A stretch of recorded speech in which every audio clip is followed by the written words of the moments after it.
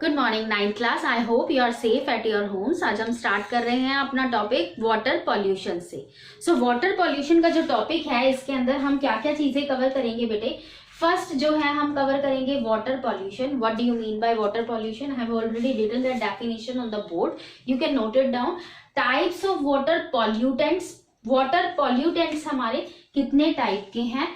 Second, main sources of pollution, then harmful effect of pollution. ये चार topic हम try करेंगे कि इसी वीडियो के अंदर हम अपने कवर करें। तो first of all we will discuss what is water pollution. Water pollution क्या होता है बेटे? ये डेफिनेशन क्या कहती है?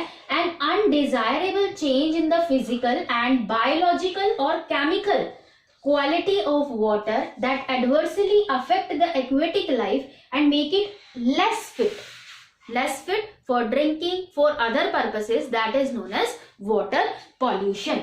यानी water pollution क्या है? जब कोई undesirable particle पानी के अंदर ऐड हो जाए जो उसको less fit बना दे, तो वो क्या है? water pollution। and that chemical is known as water pollutant, means pollutant। This pollutant that cause water pollution, so that is known as water pollutant। we can divide that pollutant into three types। इनको तीन types में हम divide कर सकते हैं। First is biological, second is chemical, and third one that is physical। Biological pollutants are those pollutants, for example animals,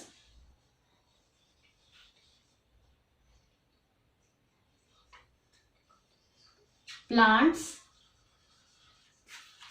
microorganisms,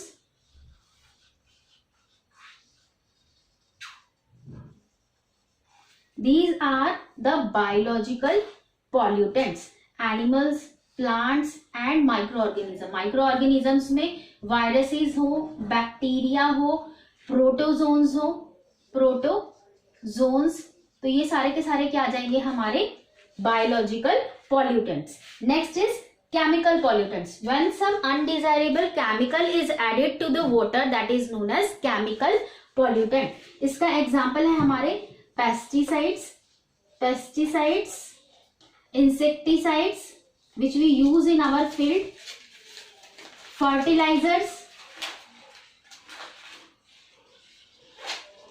कोई भी और इंडस्ट्रियल वेस्ट से भी आया हुआ केमिकल आ सकता है, like arsenic, magnesium, zinc or other things or other chemicals which are added to the water, that is known as chemical pollutant।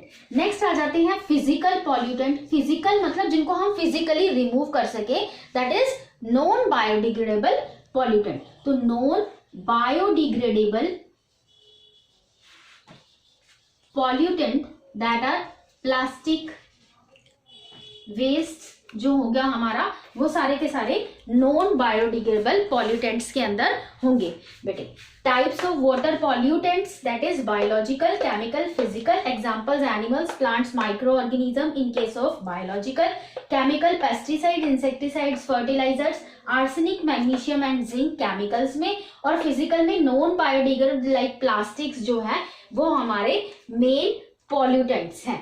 Now the main sources of pollution. इन sources of pollution को the third topic, that is sources of pollution, इसको हम दो parts में divide करते हैं, that is point source, मतलब एक पॉइंट पे ही वो पॉल्यूशन क्रिएट कर रहे हैं, then it is known as when the pollution is created at one point. When pollution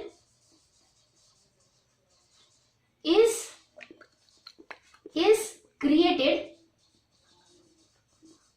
at only a point or a particular place, a particular place, then it is a point pollution. And then known point pollution, known point pollution, when the pollution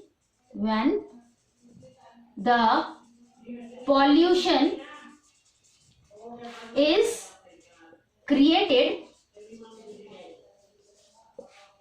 not only at a point,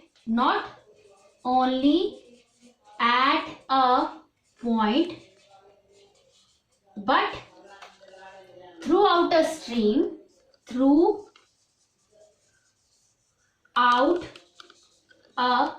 stream, that is known as known point pollution. Now the second topic is sources of pollution को हम examples के through भी सीख सकते हैं. What are the examples? For example, अभी हमने पढ़ा sources of pollution.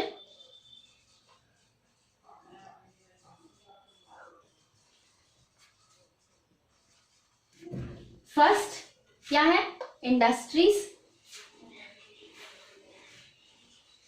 सेकेंड जो हमारे फार्मर्स, मतलब chemical used by the farmers,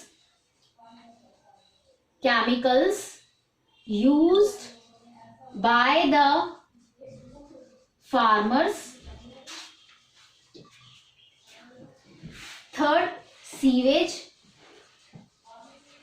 sewage का पानी जो भी है, that is also. Then after this sewage, industries, sewage, chemicals आ गए जो फार्मर्स ने यूज किए, एंड द वेस्ट या फिर डेड बॉडीज, बायोलॉजिकल वेस्ट के अंदर.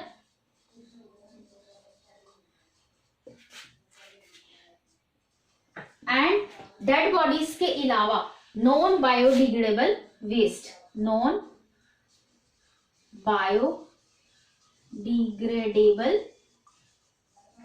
Waste,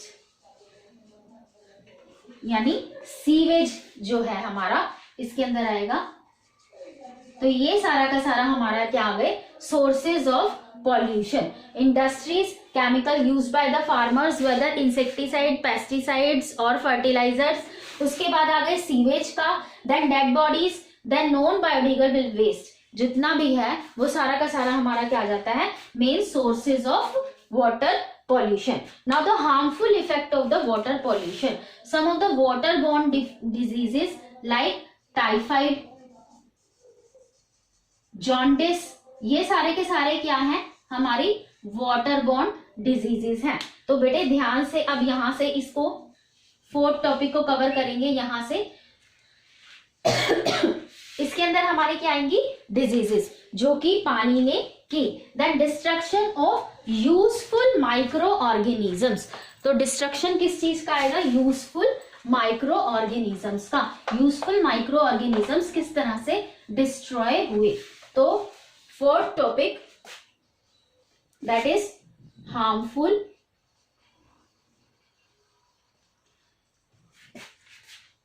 effect of water pollution.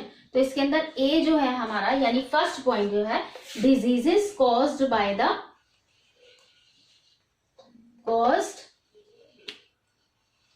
Due to water pollution. Example क्या आ गया इसके अंदर हमारी? Jaundice, typhoid. तो ये सारी की सारी डिजीजेस क्या? These are those types of diseases which are caused due to pollution of the water. Second is destruction of useful micro organisms. B part क्या है? Destruction of useful micro organisms. Useful micro organisms का खत्म हो जाना. Then the third one is eutrophication. Eutrophication का मतलब क्या होता है बेटे? आप इसको कैसे समझेंगे कि कई बार लेक्स में या पॉन्ड्स में फर्टिलाइजर वॉश्ड अवे होकर, यानी कि जो हमारे न्यूट्रिएंट है फील्ड के, वो वॉश अवे होकर क्या आ जाते हैं, पॉन्ड के अंदर आ जाते हैं, जिसकी वजह से पॉन्ड जो है, पॉन्ड की मिट्टी ज्यादा उपजाऊ हो जाती है, जिससे वहां पे क्या है, एल्गीज जो है जरूरत से ज्यादा वहां फैलाव हो जाता है। दीज, तो एडिशन ऑफ, ध्यान से सुनेंगे और लिखेंगे इसको, addition of some of the manure and fertilizers in the lakes or ponds which cause increase in the number of algae or other biomass that is not beneficial for aquatic life, that is known as eutrophication. Next is biomagnification.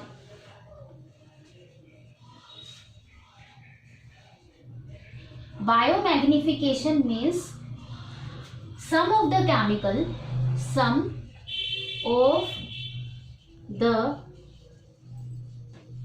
chemicals which are non biodegradable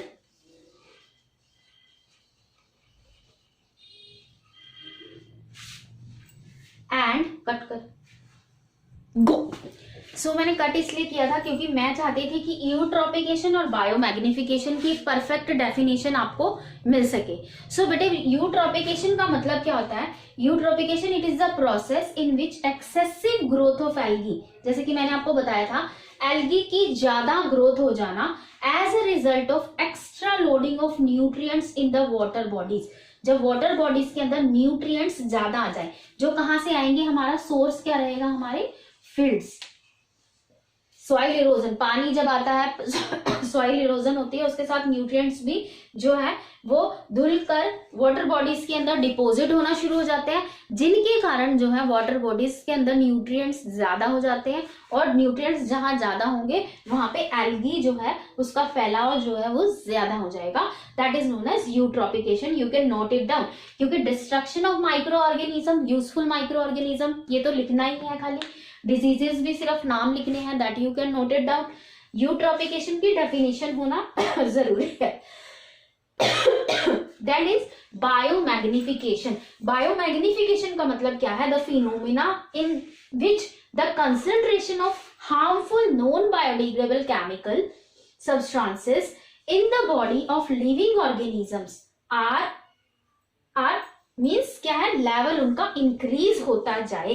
यानी क्या मतलब है बेटे, आपने food chain, food web सब पढ़ी हुई है, तो एक ट्रॉपिक लेवल से, यानी प्लांट्स के ऊपर डीडीटी छिड़की गई, डीडीटी छिड़कने के बाद वो जो प्लांट्स है, हमने यूरिया या बायो फर्टिलाइजर्स उसके ऊपर डाले गए और उनको हमने कंज्यूम कर लिया। फिर हमारा या डियर ने कंज्यूम कर लिया ग्रास को, और ग्रास को कंज्यूम कर लिया डियर ने, डियर को कंज्यूम कर लिया लॉयन ने।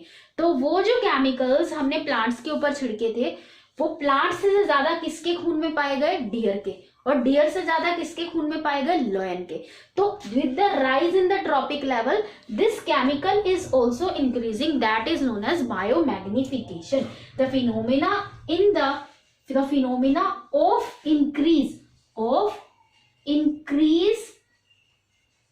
in the concentration of harmful non-biodegradable chemical substances in the body of living organism at each trophic level of the food chain, that is known as biomagnification. Thank you.